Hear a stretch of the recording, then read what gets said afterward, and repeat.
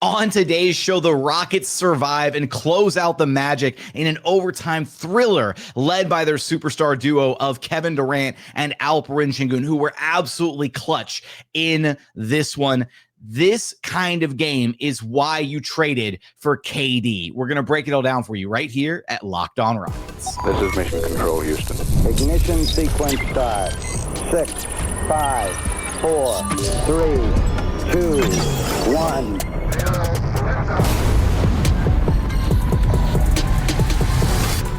That's how we win. Alperen Sengun's words to Kevin Durant after gutting out a clutch win against this Orlando Magic team. What is up? And welcome to another edition of Locked On Rockets, your daily podcast home for everything Houston Rockets basketball. As always, I'm your host, Jackson Gatlin, native Houstonian and credentialed media member. I'm also the host of Locked On NBA Fridays. Be sure to follow along wherever you listen to your podcasts or on YouTube. Just search Locked On Rockets, where the best way you can help us grow our show is to listen every single day on a podcast platform of your choosing, and then like, comment, subscribe on YouTube.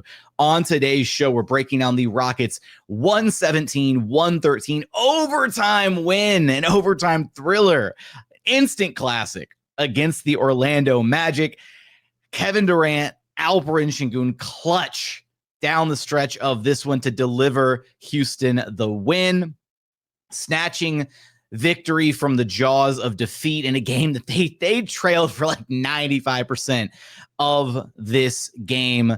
We'll talk about the impressive spark off the bench for Reed Sheppard, who continues to dazzle, some of the struggles for Thompson and even Steven Adams in this one a little bit. What made this game so difficult for the Rockets, and hat tip credit to the Orlando Magic. They were great. They were great in this game. Their defense was next level, and it really stifled the Rockets offensively for major stretches of this game. We're going to get into all of it on today's show. First, I want to let you know that today's episode is brought to you by Game Time. Download the Game Time app, create an account, use code LOCKEDONNBA for $20 off of your first purchase.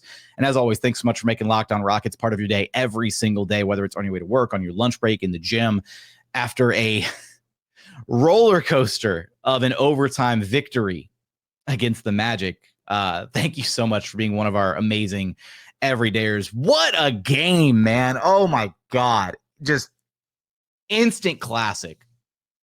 This game was ridiculous. And this is it. This kind of game is why you trade for Kevin Wayne Durant, who delivered the Rockets from evil in the fourth quarter and overtime. Just clutch bucket after clutch bucket, clutch moment after clutch moment. And look, it wasn't all perfect, and we're going to get into it. But in a game where the Rockets were able to just hang around long enough, right? This was an ugly game. Guys did not have it. Alperen Sengun had 30 points, but it took him 30 shots to get there. Like, this was an ugly game. Jabari kind of struggled. Amin really struggled. Adams struggled. No Tari Eason. Like, this was a slug it out, drag yourself up, get it out of the mud kind of game.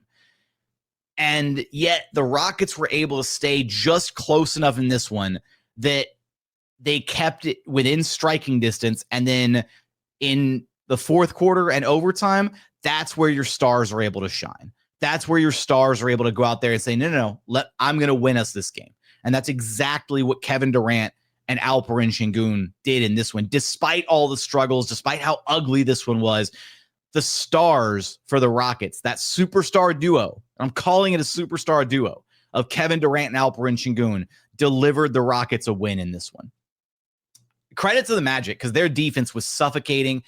This was, it felt like this Orlando Magic defense gave the Rockets even more problems than quite possibly the Thunder or the Spurs defense did. And you couple that with it was just like an off night for a lot of these guys. Like, guys really struggled just putting the ball in the hoop in this game. Some very uncharacteristic performances across the board. And yet, they found a way to stick around. But every time it felt like the Rockets were building some momentum, getting themselves back into this game, the Magic had an answer. Every time the Rockets cut it to a one-possession game, a 2-point game, a 3-point game, the Magic had a big time bucket or an offensive rebound and a second chance opportunity, or Jamal Mosley would call a good timeout. Like, this was a good, hard fought game by an undermanned Orlando Magic team, right? They didn't have their star player. And at no point did it feel like they were like, oh, well, we don't have Paolo, we can't win. Like, the Magic played their asses off in this game. And yet the Rockets were able to close them out because of their star duo, who combined for Kevin Durant and Alperen Sengun combined for 18 of the Rockets' 25 points in that fourth quarter. And they had the final 10 points straight in regulation. The Rockets didn't lead in this game. Their one lead was at 5-4 very early in this game. They didn't lead again until just under 3 minutes remaining in regulation, when Kevin Durant splashed a three-pointer off a double team on an Alperen Sengun post-up. Magic decided to double team Alp with KD right there, one pass away. Alp flips it out to KD, knocks down the huge three, gives them a 94-95 lead, their first lead since it was 5-4 in the early going of this game.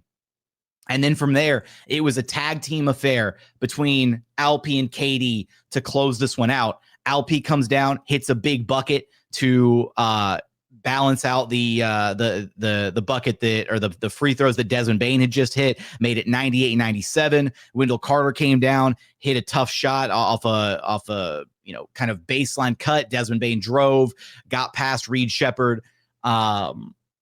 Magic were leading 197 with just under 30 seconds left to play.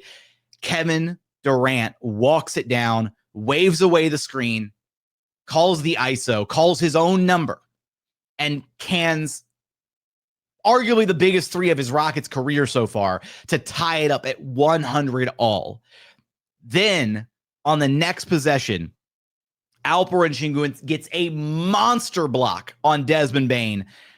Rockets had to challenge the call to make sure that they got the ball back. It went off Desmond Bane. They had a chance to win it right there, right then, with 5.3 seconds left on the clock.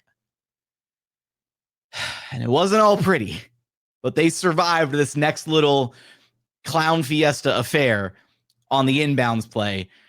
Alperen Sengun inbounding the ball. The Rockets were looking for KD. They were going to put the ball in KD's hands. KD with five seconds left on the clock. We were looking for a Kevin Durant game winner in regulation. Instead, on that inbounds play, Amin Thompson was wide open under the basket, and Alperen Sengun missed it.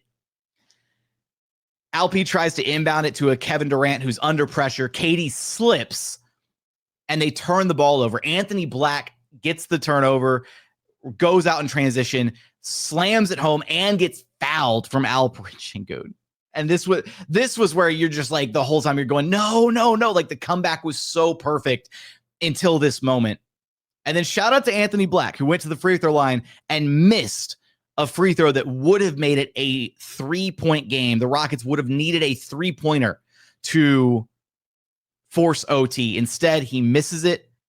And then Alperen Sengun gets his redemption opportunity. And shout out to Ryan Hollins, who was calling for it on the broadcast, calling to get a direct pass into Alperen Sengun with a seal right under the basket, which is exactly what happened. Amin Thompson, the inbounder, found Alperen Sengun, who had the seal down low, immediately turned to that over-the-shoulder little baby hook that he has, and forced OT right then and there off that final bucket. So it was a KD 3, an Alp bucket, another KD 3, and then an Alperen Sengun bucket to force overtime in this one. And then from there, in the overtime period, shout out to Amin Thompson, who did struggle in this game, but found a way to get it going in OT. The recipient of a lot of the attention from Kevin Durant and Alperen Sengun there in the overtime period led to some easy kind of baseline cuts and backdoor opportunities for Amin Thompson, who led the Rockets with 6 points in OT. But KD had a big bucket there to close it out in OT, waving away the screen. He says, I'm Kevin Durant. Let me just go to work. And this is why this game is why you trade. The Rockets don't win this game without Kevin Durant. They don't win this game last year, right? And it didn't matter that this was, you look at, efficiency be damned. Obviously, you would hope for a much more efficient game from Alperen Sengun and others, up and down the lineup.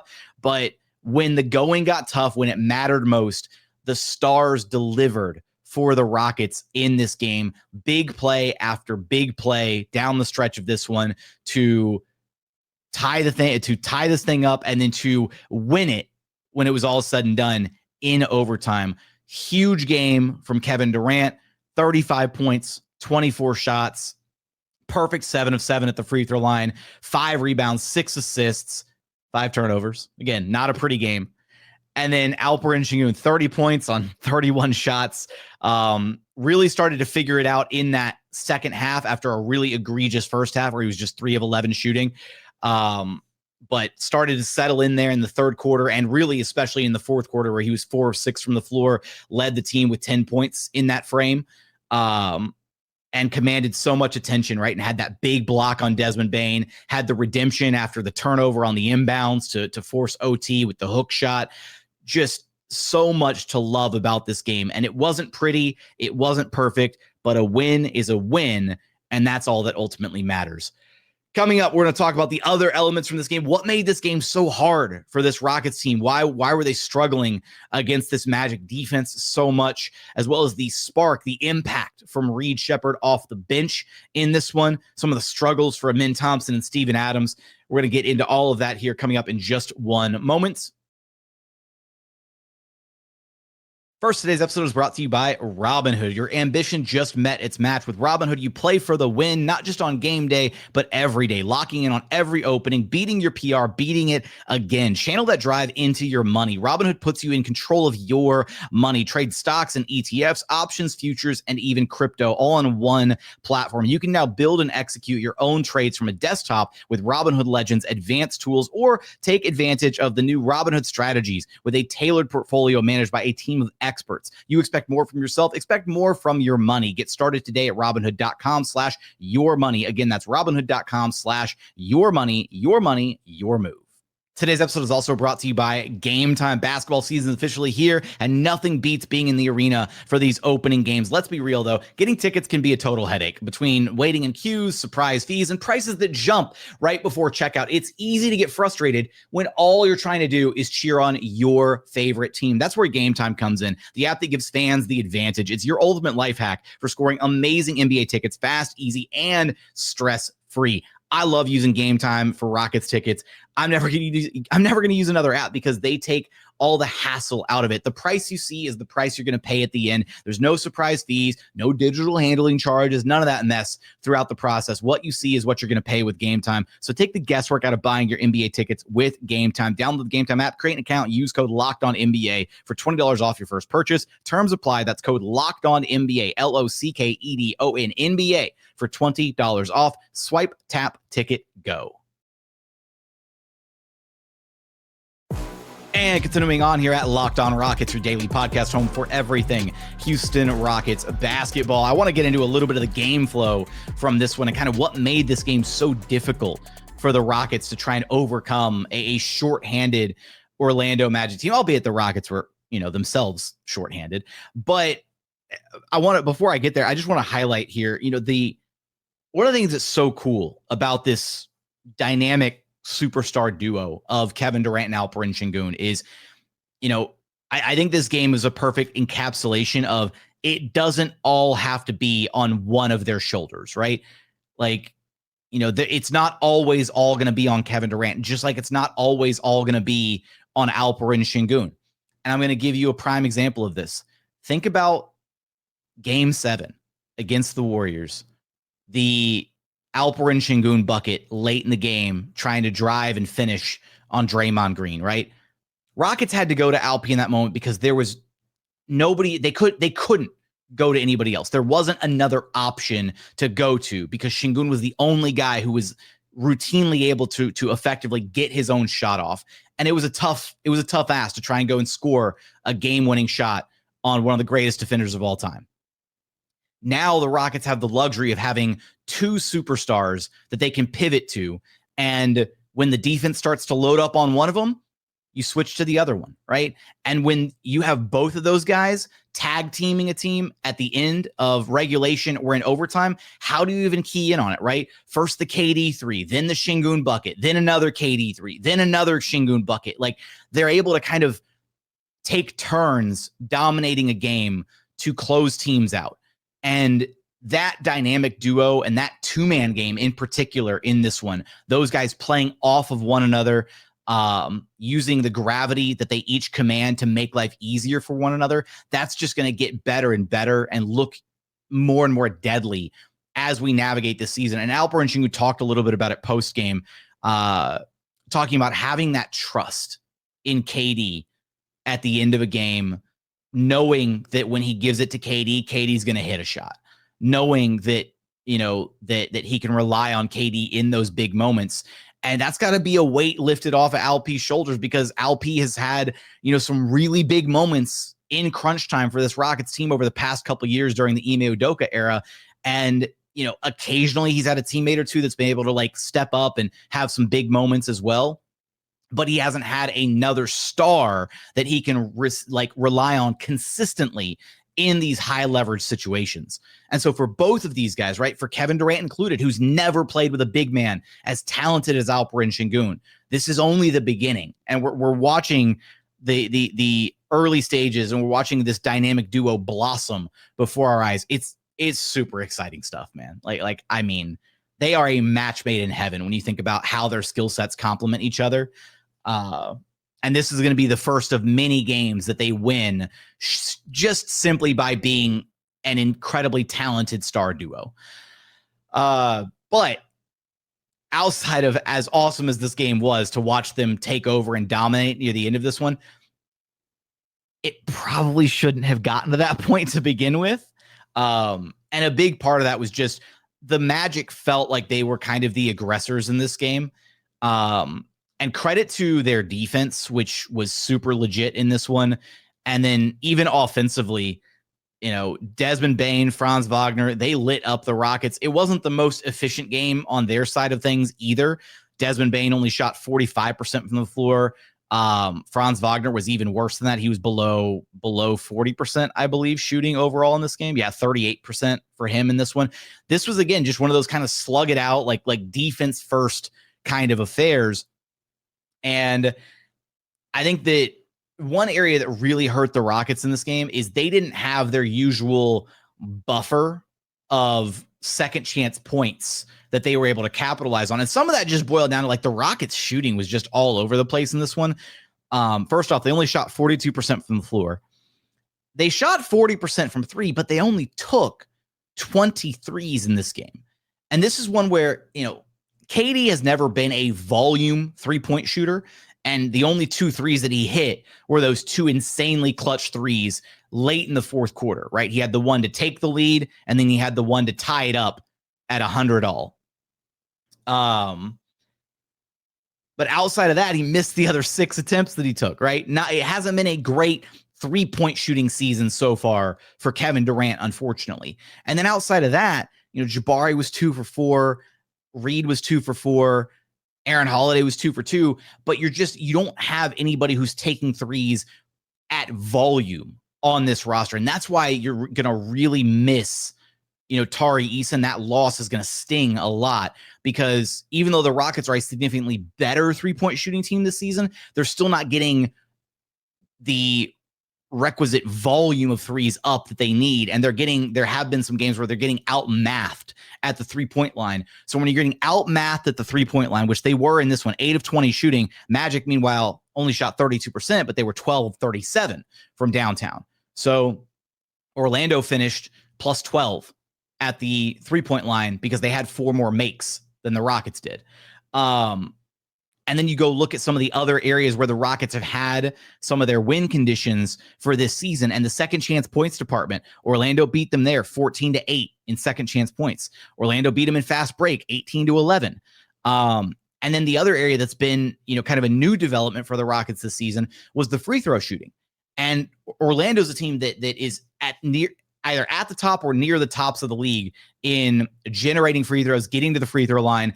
And the Rockets did a pretty decent job in the first half of keeping Orlando off of the free throw line. They only got 6 trips to the free throw line in the first half, but it was that third quarter where kind of,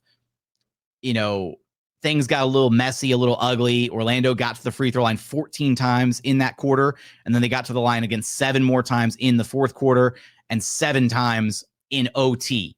And a big part of why they got to the line so quickly in that third quarter was, unfortunately, them trying to target Reed Sheppard defensively. He had pretty much three straight possessions where Franz Wagner isolated him and attacked him. And it was like 3 straight possessions of Reed picking up a foul, 3 very quick team fouls in that quarter from the moment that he checked into the game.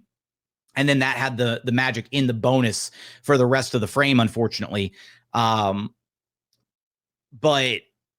this was one of those where, Rockets were really struggling offensively, and they didn't really have a good flow on offense because of the Magic's defense. Like, this is one of the few teams in the NBA that can really truly match the length and the size and the physicality of the Rockets, because the Magic are also a super long, physical, defensive-minded team.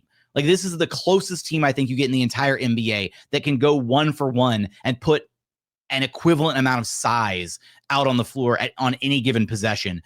And the Rockets are not even as big of a team as they usually are because they don't have Tari Eason, right? They still don't have DFS. So there were moments where the Rockets were even a little bit smaller on the floor, right? In some of those minutes where they were running Reed Sheppard and Aaron Holiday together, which, shout out to Aaron Holiday as well. He was an important spark off the bench in this one too. He was 10 points, 3 of 4 shooting, +9 in his 16 minutes. Aaron Holiday getting the nod as the replacement piece for Tari Eason in the Rockets rotation so far, at least. But Reed Sheppard, man, despite the struggles in this game, despite some of the offensive inconsistencies, Reed Sheppard continues to find a way to impress. And one area that, even though the Rockets didn't dominate in the way that they usually do in the second chance points department, in part because of some of even Steven Adams' struggles in this game, which we'll talk about in a moment, the Rockets still dominated the glass 60-38, +22 in the rebounding department. And shout out to Reed Sheppard, who had 7 rebounds, more than any individual player on the Orlando Magic roster. Reed Sheppard had more rebounds than Wendell Carter Jr. He had more rebounds than Goga Bitadze. He had more rebounds than Jonathan Isaac. Reed Sheppard was active on the glass in this game, finding a way to key in on those on some of those long rebounds, especially when the Rockets were running their zone defense. But he also finished an absurd +19 in the Reed Sheppard minutes. 16 points on 6 of 11 shooting. He was 2 of 4 from downtown, including, he absolutely snatched Desmond Bane. Oh my God. The step back 3 on Desmond Bane, and you can see it when the camera zoomed in on Reed after that 3. First off, Toyota Center was losing it. Rockets bench was lit up after that Reed Sheppard 3. But you're starting to see him figure it out, right? He's got the confidence in his game. I was flabbergasted when he pulled up for that shot and then sank it. I'm going to say it, and I'm not going to regret saying it. It looked a little Curry-esque when he pulled that 3. And Reed was an important part of kind of the Rockets, that spark off the bench. It helped kind of turn the tide there, even at the end of that first quarter. Right, there was that turnover, and Kevin Durant gets that chase down block, and that chase down block turned into a Reed Sheppard, like, basically coast to coast layup. It actually, for a second, when Reed took off, it looked like he was going to try and dunk it, and I was about to lose my mind on that one. He winds up just laying it in, but Reed gives this Rockets team a much needed, like, jolt off the bench. And that scoring pop and that offensive, the offense, the way that his offense just complements the other players on the floor. Like, I said it before, and we're going to keep probably saying it. We're probably going to spend a whole episode talking about it sooner rather than later, but Reed's probably ready to start. Like that's when the Rockets are at their best. It's a bit clunky dealing with Okogie and Amin Thompson in the starting lineup together. The spacing isn't always, adequate. Josh Okogie, isn't being treated as a three-point shooter, even though the numbers have been nice this season. The scouting report still says live with Josh Okogie taking threes, unfortunately. And so this Rockets team, it's like they go into overdrive when they put Reed Sheppard out there. And then especially in the moments where you have Reed Sheppard and KD and Alperen Sengun out there as a trio, there's an argument to be made that through these first 12 games, especially these most recent, like 5 or 6, that Reed Sheppard has been the Rockets' third best player. I'm just going to say that. Like after Kevin Durant and Alperen Sengun, Reed Sheppard has been playing out of his mind over this recent stretch, and it doesn't feel like it's going to slow down anytime soon, which is really, really exciting to think about because he's just going to keep getting better, guys.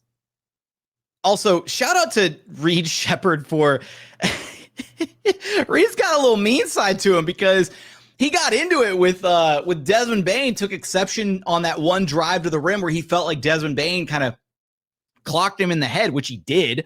Should have been a foul call. And then when it wasn't, and they were kind of splayed out there on the floor, Reed Sheppard trips Desmond Bane. And they were just jawing, going back and forth. And I love that from Reed. Reed's got a little mean side to him. And that's, who I'm going to credit for that? I'm going to credit Dylan Brooks all the way for instilling that level of FU in Reed's game. The fact that he felt like he got screwed over by that call. And there were a lot of calls that felt like they could have gone the Rockets' way or didn't go the Rockets' way in this game. I'm not going to sit here and blame officiating for anything. It's just, there was a lot of contact that the Magic were getting away with. The Magic, one of the NBA's most physical teams, gets away with a lot of physicality that other teams maybe wouldn't. Kind of a reputation thing, similar to how the Thunder get away with being super physical and handsy and foul-y. And hell, you can point to the game-tying bucket by LP where he got shoved on the hook shot. Literally, he falls backwards and, slides 5 feet away because he had hands put on him during that shot. Could have been an and one. So loved that little bit of a mean streak from Reed Sheppard in this one. Coming up, do want to talk about some of the struggles for a couple of the Rockets in this game. Amin Thompson and Steven Adams, even though they woke up late and had some key moments and key contributions late in this game, it was a bit of an ugly affair throughout this one. We're going to talk about that as well as final thoughts from this game here in just one moment. First, today's episode is brought to you by FanDuel. The NBA is back, and there's no better place to get in on the action than FanDuel, the official sports betting partner of the NBA. Even if you miss the start of the game or want to ride the hot hand, FanDuel has live bets on everything from who will score first to fourth quarter comebacks. Plus, you can even combine your live bets into a same-game parlay for a shot at a bigger payout. It keeps every single game exciting, especially when your team is making that late push. Right now, you can take a look at the odds-on favorites to win the title this NBA season. The Rockets still sitting pretty in 5th place at plus 1,400. Right in front of them, the Knicks at plus 1,300, the Cavs plus 750, the Nuggets plus 650, and then the Thunder still the favorites at plus 175. So for all those odds and more, go to FanDuel.com right now, where they are giving customers $300 in bonus bets when your first $5 bet wins. Again, go to FanDuel.com to sign up and play your game with FanDuel, the official sports betting partner of the NBA. And final segment here at Locked On Rockets, your daily podcast home for everything Houston Rockets basketball. All right. Final thoughts from this one. I should have mentioned it a moment ago when we were talking about Reed, but Reed also had 2 insanely clutch free throws at the end of this game, getting put on the free throw line. And I'll admit, I was stressed when the Rockets elected to do the whole free throw battle at the end of this game. They weren't going to allow the Magic to get a 3 up, all that mess at the end of regulation in this one, or at the end of OT, I should say, in this one. I was stressed out because I do not like the whole, we're going to foul and intentionally go back and forth and do free throws, especially considering that historically in the Ime Udoka era, this Rockets team has famously struggled at inbounding the basketball occasionally. Hell, you literally moments ago, literally not even 5 minutes before the Rockets started doing the whole free throw battle at the end of the game with the Magic, did they have a crucial turnover that led to a transition and one dunk that could have cost them the whole game. And yet they were like, no, we'll get into the free throw battle. I don't know. Look, when you have a 7 foot tall, 90% free throw shooter like KD, yeah, you feel pretty confident in going that route. And yet KD didn't keep the ball in his hands at the end, and they were playing hot potato with it. And I was stressed while they were passing the ball around. Finally, it lands in Reed Sheppard's hands, and then he put the ball on the floor. And I was like, no, hold it. But he goes to the free throw line. He knocks down 2 insanely clutch free throws. Also, shout out Jabari Smith Jr. He didn't have like a huge game, kind of a quiet night offensively, but he hit a really big 3-pointer right before that kind of, little Texas 2-step between KD and Şengün at the end of regulation in the fourth quarter. Before those final 10 points in a row from KD and Alp, Jabari hit a really big 3 to bring the Rockets within 2. And Amin Thompson had his first bucket. No, not his first bucket, second bucket of the game late in that fourth quarter as well, in order to kind of keep the Rockets, pushing and getting them closer, keeping them within striking distance. And so big plays down the line from everybody in this one. And I can't say it's the biggest play of the game, because there were too many big plays of the game to choose from. The KD 3 to tie it up at 100, the Alp hook shot to force OT, so many other big moments.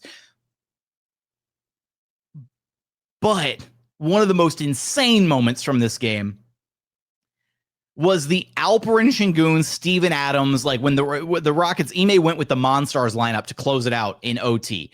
Just, he knew that this was an ugly, muck it up kind of game, and he wanted the rebounding above all else, right? He wanted the size out there. And shout out to Steve-O and Alp for that one possession where they kept the ball alive. They kept tapping it and just could not get it to tap into the basket.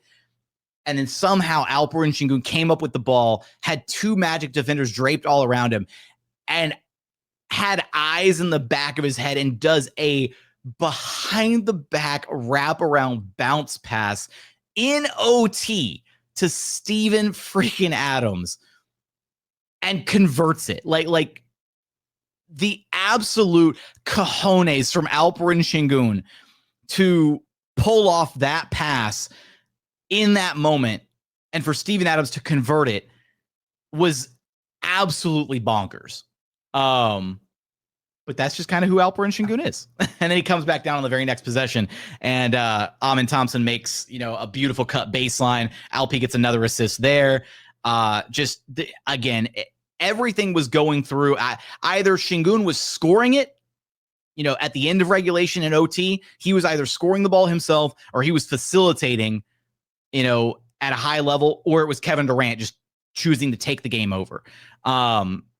Which that KD pull up to ice the game when it was 111-110 and the Rockets needed that final bucket. Jabari had that huge block on Franz Wagner, the possession prior. Big time block from Jabari. And then KD comes down, waves away the screen, just drives it in, and then elevates and knocks it down like it's nothing. Just, my God. The end of this game was absolutely crazy. But I do want to highlight here, right? I'm going to start with Steven Adams first, because I don't even want to say that it feels weird saying Adams struggled in this game. He did. And you could even tell there were a couple moments in this game he was frustrated with himself, because Steven Adams, not only is he this like massive mountain of a man and one of the greatest, if not arguably the greatest offensive rebounder this game has ever seen, he had 13 boards, 8 of them offensive, but he mistimed a lot of his jumps in this game on his rebound attempts. And generally, Adams has a really soft touch around the rim on some of his putbacks, where he'll time it to where he can rebound and then tap the ball in and get some of those really easy putbacks. Because unfortunately, if Adams grabs the ball and brings it back down and tries to power it back up, he gets fouled a lot when he does that, right? And so he generally tries to go for those tip-ins so that the defense can't just foul him, send him to the free throw line, which, unfortunately isn't one of his strengths as a player.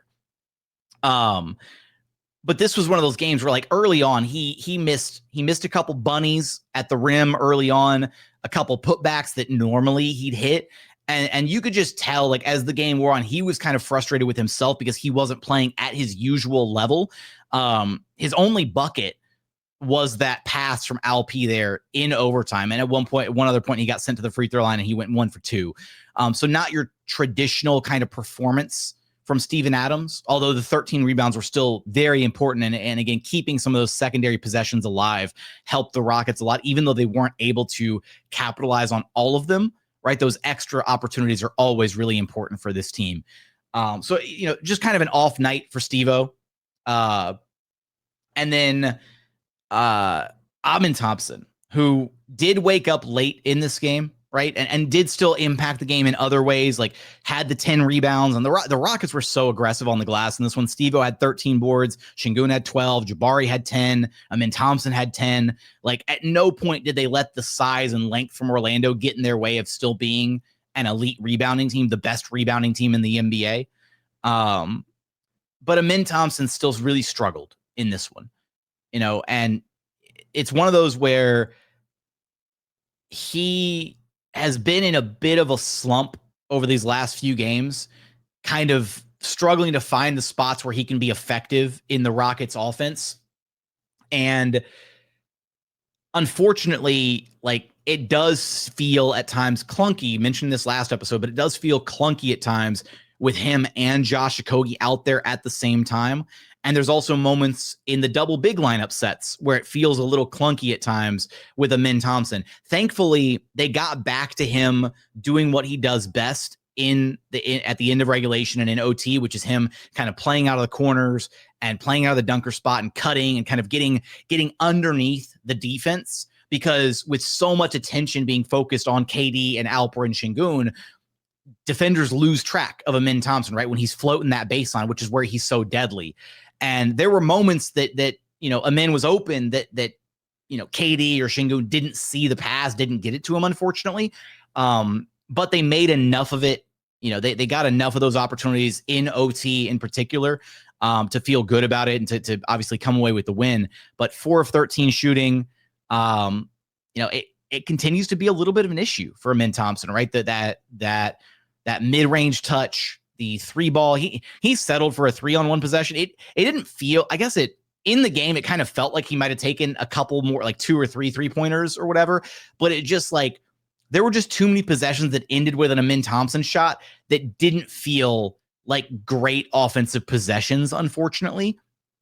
And that's going to be an ongoing battle for Ime Udoka and the Rockets coaching staff to find ways to still maximize Amin Thompson's strengths offensively, while also still getting the best out of Kevin Durant and Alperen Sengun and finding the right mix and match of certain lineups to where Amin Thompson doesn't feel like, unfortunately at times like an offensive liability occasionally, which is, painful to kind of say, but that's the reality of the situation of what it's felt like while he's been kind of slumping in some of these games. I'm not going to go overboard with it. I'm not going to overreact to it. I'm just going to call it a slump for now. Because we know what Amin Thompson is capable of when he's firing on all cylinders, when he is getting downhill, when he's getting to the free throw line, which he still got to the free throw line 4 times in this one, knocked down all 4 of them. That's still really encouraging. But he needs to shake it off a little bit because he is part of that Rockets big 3, right? It's KD, Şengün, and Amin Thompson has to be able to fulfill his role on a nightly basis and get the production that he needs. And the other thing that I'm going to monitor a little bit, and I'm just putting the bug out there right now, Amin Thompson hasn't quite been the same defender so far this season. I'm still waiting for him to settle in and truly lock in. But if the season ended today, I don't know that Amin Thompson would be considered one of the 10 best defenders in the NBA right now, unfortunately. It hasn't felt that way to start this season. And they need Amin Thompson to be their ace defender. They need the Amin Thompson from last year, who was all NBA first team, without question, one of the 2 or 3 best perimeter defenders in the NBA. They need that version of Amin Thompson to be able to lock up and put clamps on opposing star players in those crucial moments, because there were moments when you needed a stop on Desmond Bane or Franz Wagner in this game, and it didn't really feel like the Rockets were able to get those stops at times when they needed it. They got enough enough stops to come away with the win. But the defense has left a lot to be desired this season, and some of that is maybe a little bit of defensive regression from Amin Thompson. That's what I'm going to leave this off with. I want your thoughts from this Rockets win against the Magic. What stood out to you? What were your favorite moments from this game? Give me all your thoughts in the YouTube comments. But as always, thank you so much for watching. Thank you so much for listening. And we look forward to having you back right here at Locked On Rockets, your daily podcast home for everything Houston Rockets basketball.